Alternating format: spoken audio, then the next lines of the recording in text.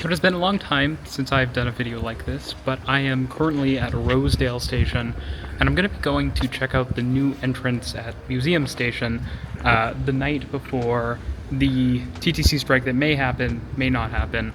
Basically, subway, buses, streetcar in Toronto may be shut down if there's a strike. We'll see. But I was really interested to check out this new entrance at Museum because it is rather unique for a few reasons. So let's get on a train and we'll talk about it.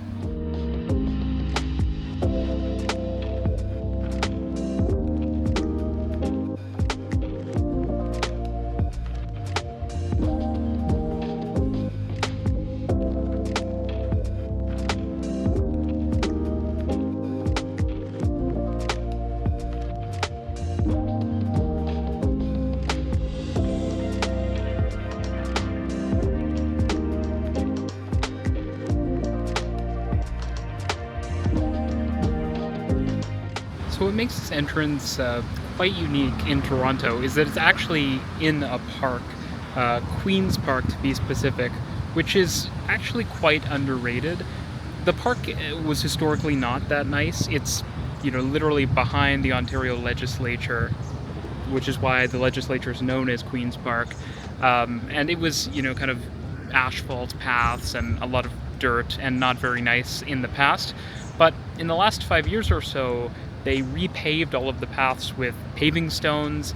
They added tons of really nice benches, and they're benches, but they're nice benches.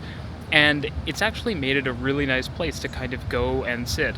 I'm here on a pretty nice sunny day, and there are lots of people out kind of picnicking and playing frisbee and walking their dogs and hanging out on the benches. And it's a pretty cool vibe. It's not something that is very common in Toronto, and it's actually fairly busy here. And what was really cool is that in the center, where there's this huge statue, which has some notability if you go to the University of Toronto and you're an engineer, what's kind of cool is that you can see Aura, which is a kind of famous Toronto skyscraper, peeking over the trees in the distance, which is very nice. It gives it a very Central Park type of vibe.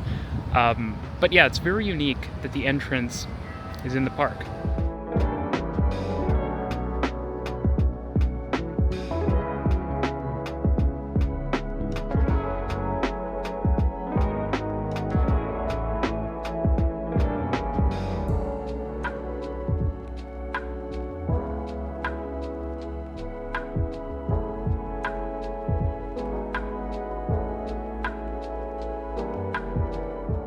So for a really long time, the TTC has not, done an extension or anything like that.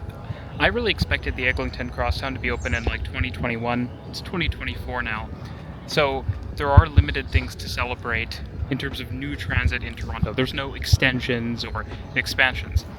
But there is another way you can expand a transit system without having to, lay a single mile of track, and that is by opening new entrances, expanding existing stations so that the footprint of the existing transit system expands to places where you previously couldn't go, or where you previously didn't have direct access. So it does speed up some trips and it provides additional access.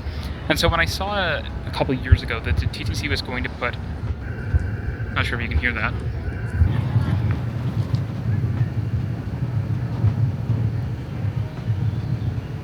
that's the subway going under us right now.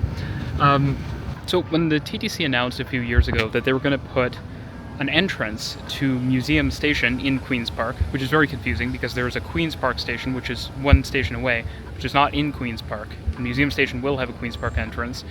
I was really excited because, well, there probably are others. There are a few others, like Dowsview Park, obviously. The idea of a station entrance in a park is really unusual in Toronto. It's not all that common internationally, and I think for Toronto it's particularly uncommon because we just don't have that many really big parks. But Queen's Park, well, it's not exactly Central Park sized. It is a significant park. It's got this really thick tree canopy that provides a lot of shade. So it's a sunny day and I'm out and it's nice and shady. And there's tons of mature trees, which is very uncommon in Toronto. And it's super nice. And you can hear the subway trains literally passing under you. every so often when you're standing here or walking through the park. And so it is tantalizing, like what if we had an entrance here? And they actually built one, which is right over there, and we're gonna go take a look at it, which is really cool. I'm very excited about this. There is also a pretty nice running track around the edge of Queen's Park, which, if you're into running, it's a good spot in downtown Toronto. And I think it's pretty easy to undersell how nice Queen's Park is. I was a bit worried that, it's a busy day. There are a lot of people around, as you can see. Tons of people all over the place. And yet, I can stand in the middle of the park and it's quiet, and there's so much space. There's peace and calm besides the bells from U of T ringing, and that makes it really nice. It's actually, as far as urban parks go, in the downtown core of Toronto, probably the best one. It's very, very interesting. But the issue with Queen's Park is there is this car moat around it, essentially, which is Queen's Park Crescent. And I'm going to show you what I mean, but as a U of T student, I actually had to cross Queen's Park quite frequently, and U of T didn't bother to put a crosswalk for students, at least for the years I was studying there. They've added one now. So it literally meant like life or death every time you wanted to cross over, which is unfortunate, and probably discouraged people from coming to Queen's Park. I see people using the new entrance already. But now that there is an entrance in the park, it's all the more reason to come here and use it. So you're probably asking, why is there a new entrance? It's nice, but is there a particular reason? Because while a park is a nice thing to serve with a subway, it's not dense. There's not a lot of housing or jobs here. And my initial thought was that this is just another one of the TTC's second entrances, which they are slowly kind of instituting at subway stations that have a single entrance for fire safety, redundancy, all of the usual reasons that you might imagine that you would want a second subway entrance.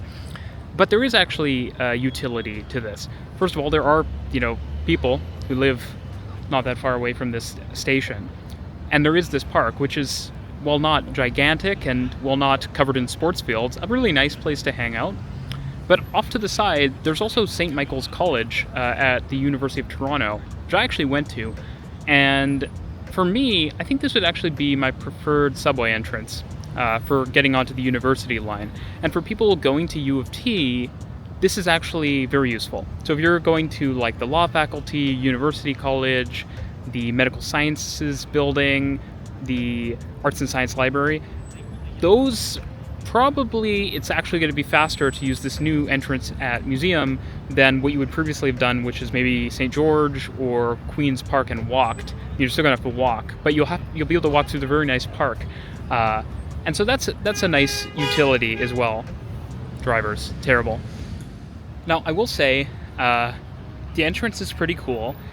It's just a staircase down. It's not embedded in a building or something, which I think is functionally nice, but kind of less interesting because it's not a standalone structure.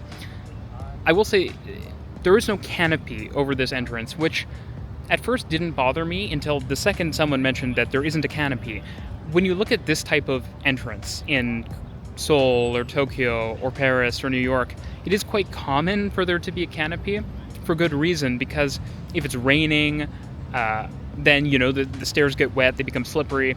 In a place like Toronto, where it does snow fairly frequently, entrances like this that only have stairs with no canopy over them suck, because the snow accumulates and then it melts, it freezes, it creates this incredibly slippery death trap. And apparently they didn't put a canopy because of aesthetic reasons. They didn't want to, block the views, which, okay. I mean, it is the most Toronto thing conceivable to put the passenger experience of using public transport literally beneath any other priority. Anything is more important than the experience as a passenger and, your safety using public transport. And it's also hilarious because the garbage cans in this park are standard Toronto plastic garbage bins, which we use in parks because we are a cheap and lazy city, sadly. Now, some people have asked me, is this an accessible entrance? It is not. But there is a new accessible entrance being constructed right over there. You can see the construction, hoarding, and the like.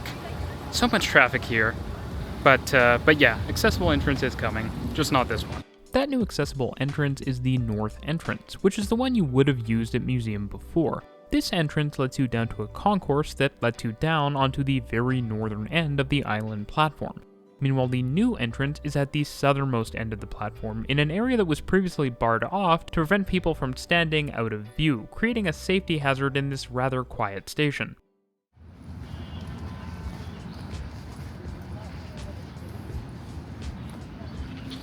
So let's actually go check out the new entrance. So it's echoey, super echoey. That's a feature, I suppose. 2 sets of stairs. And this is kind of interesting. There's a sliding door, which is weird to see at the bottom of one of this type of entrance. Walk up. You've got a reload machine, full presto machine, a roof made out of like aluminum. There's huge holes here where you can see the trains.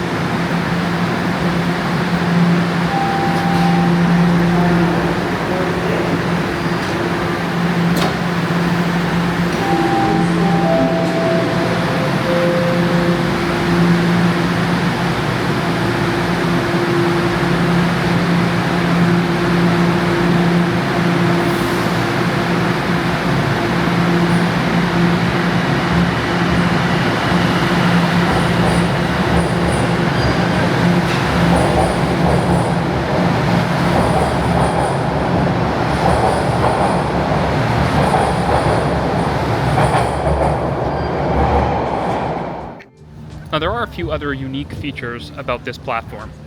So some people online were talking about it, and what's kind of interesting and unique is that this platform has the fare gates at platform level.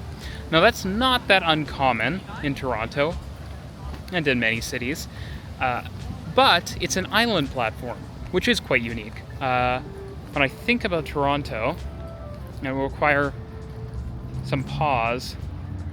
If that exists, an island platform with fare gates at platform level, I believe it may exist at Leslie. It's very uncommon. So it's a cool feature that there are those lovely fare gates at platform level.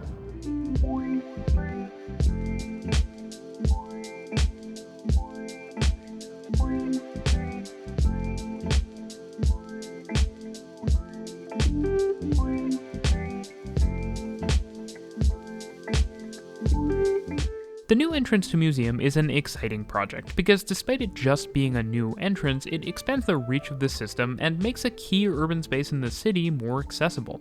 If you like this type of vlog style video, make sure to check out the playlist for more. Thanks for watching, and I'll see you in the next one.